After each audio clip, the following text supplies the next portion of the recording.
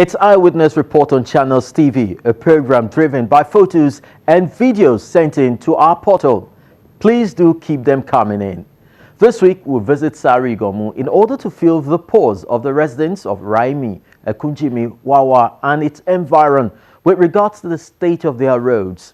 We also have our experience at Ijaye Local Council, where a fallen pole along Oyetoro Street is sending jitters down the spines of the residents. We promised you during our last episode that we'll be getting for you a response from the Commissioner of Works in Ogun State on the state of Songo-Ojudubega Road. What's the position of the state government right now? Find out on the program. I'm Chris Elems. A photo of a badly run-down road hits our portal last week, Ekunjimi Street to be precise. It has been awarded some years back and the contractor promised to deliver in 12 months. This is almost 36 months and the road has been left abandoned. Our visit unveils more facts as presented by residents.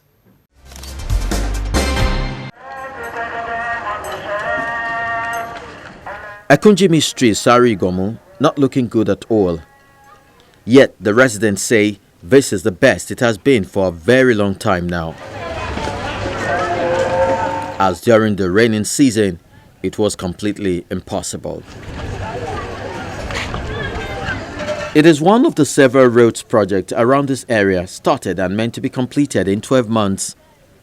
Almost 3 years down the line, it remains abandoned and it's given residents cause for concern. The drainage constructed here are quite high, covered with heavy slabs and without outlets, the proper environment for breeding mosquitoes. This has also resulted in a foul-smelling environment. The drainage construction company constructed for us is not functioning at all. No one, the one they did at Ekunjimi, the one they did at Raimi, the one they did at Atonda, no one is flowing. If you can see all our drainage, you will see that the water is stagnant. You can see dirty inside. It's not flowing. And by not flowing, we are having problems. Some of the houses that water doesn't enter before, water started entering inside. We are having problems. We don't know what to do. God forbid, but maybe one person just sick, say they want to rush that person go to hospital. No way. There is no way any health emergency operation can be pulled off successfully in this area owing to the bad state of the road. Cars barely ply this area. Thankfully, it's the dry season. That's why we're able to stand here. Otherwise, we'll be walking on those slabs because everywhere would have been flooded. There's no water in this community. We travel quite far to get water. We seem completely neglected. When the work started, it was a thing of joy. But now they regret the day they thought government had remembered them. When all these contractors face to focus, they call all we landlords together that we should cooperate and call the boys to cooperate with them. They want to do all our roads. Are you clear? And we agree with them, we accept. They started doing the work. All what we see is that they started laying gutter. You see, the gutter even have passed some houses. And they started dredging all our roads, carried the whole sand inside tipper and go and sell it off. Which we don't know that they are going to abandon all these roads. We don't know. And we did not even expect or suspect that all this can happen. All what we saw one day is that when they dredge everything together, they just make only this place. This, is it Wewe? They just make it from that S3 end, you will see, and to this place, video it, to go and channel say they have finished all the whole roads, that there's no anywhere, just show only these places only, and they put all these places, Ekunjimi, Raimi, at least in Dean, if you go there now, you will see, they put it into swamp area. Then if rain fall, we can't walk on our street again. Some of us that drives, we have to pass through one bad road, so bad to an extent that all the people that are, the thing affected the economy of this environment, that everybody selling things, they have to hike their price because of the cost of bringing in goods. So this thing is not working. Since they have gone, if you go to where they are using as their store or warehouse or office now, the place is empty. The place is empty. We can take you there. So we've made several attempts to get across to them, but all we keep hearing is that what they show to us is that they have tied this area. You go there, you see their interlocks, the interlock blocks and all of that. They abandoned it and they've gone. Further down the road is an adjoining street which also got a bit of attention but never completed. The shortness of work done here is obvious. Most parts of this area are littered with abandoned bricks and other work construction materials such as drainage pilings, slabs, light poles and more. At the end of Wawa Street is this odor-reeking canal separating Sari-Iganmu from Amukoko community. You will need the help of the boatman each time you attempt to cross over. This is one aspect the road construction here was meant to address. I am standing backing another community. There is a canal that is dividing the two sides. Where I'm standing is where the project stopped. And from the information we gathered is that this project should have crossed to the other side. Now people can only cross to the other side, another local government, that is Ifelodun local government, this is Eyewitness local government. The only means of crossing is through that canoe, of which we pay a fee before you can cross, you know. We thought by the time the project is going on, we will have a free flow of movement between here and the other side. Right now, the people are suffering more than ever before. Besides the challenges posed by lack of access road, is the issue of potable water. Everywhere you turn, you find children with kegs of water on their heads, trekking from long distance. This has become part of their lives here. In this our area, we have no water.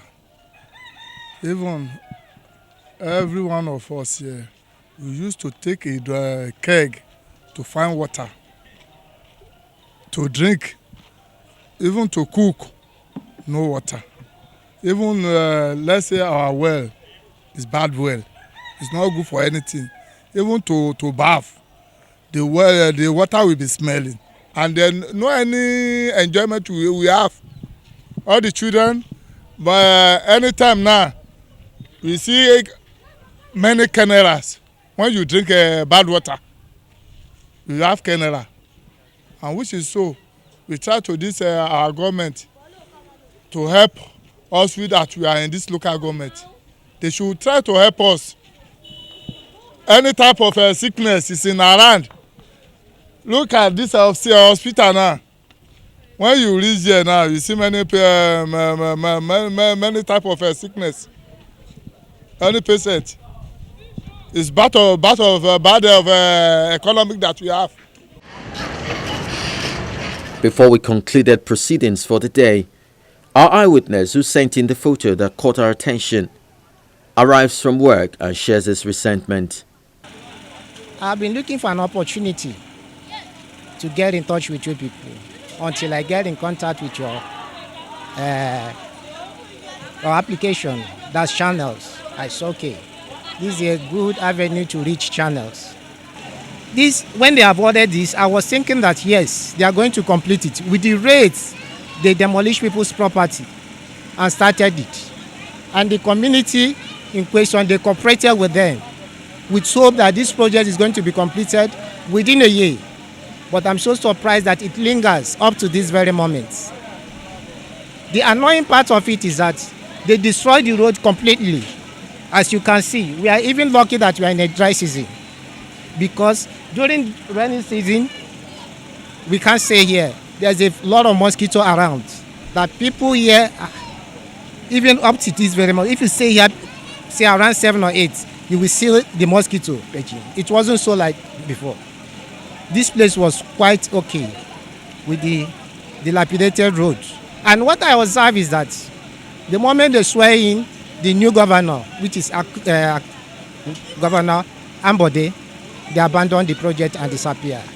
Remove all their caterpillars or equipment and disappear. Until this very moment, they have not shown up. Please, I'm appealing to the authority concerned, those that are behind the award of this contract, to call the company involved to come back to complete the project they have started, because the community are suffering so much. This densely populated area is faced with a lot of challenges: clogged gutters, a breeding ground for mosquitoes and foul smells, lack of potable water, a good recipe for cholera outbreak. There is no way an environment such as this would breed healthy populace.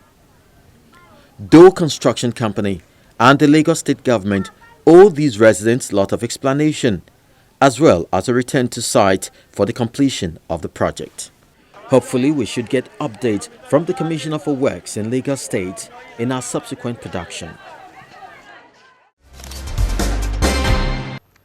The State of Agbado Road has remained a nightmare to motorists and other road users. We promised reaching out to the Commissioner for Works in the state for his reaction. Stay with us. We needed to start something on that road. If you look at the enormity of the problem, there's a tendency for you to be paralyzed. So we awarded that job, thinking that, okay, we're going to bring in investors to come and do that. But there is a silver lining in the cloud. Recently, the World Bank transport team was there. They came visiting, and it was one of the roads that we went on. And it was a good thing that we had started on that road, because they came there and they saw our intentions, not just from conjectures. Because I tell people, if I had gone on that road with the World Bank team and I kept describing our intentions to them, it would never really hit home like it did. But they came on that road and they saw, we've done about 1 kilometer of concrete road on there. So they saw the intention, they saw what we've done. They've done the drains up to Ijoko. They've done the median. You know, it's just that some artwork is still ongoing and all that. But they saw the intention, they saw what they wanted to do. This will go over the whole 45 or thereabout kilometers to the end. So they saw what we wanted to do, and they've seen our effort. Also, they were able to see the 5 bridges at different stages of completion.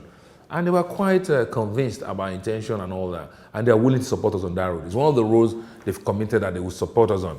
The only proviso which they brought in, we were thinking that we were going to toll that road, because ab initio, we knew that there's no way we're going to find 70 billion of state's fund committed to that road when there are other pressing matters, vis-a-vis what the state is able to generate.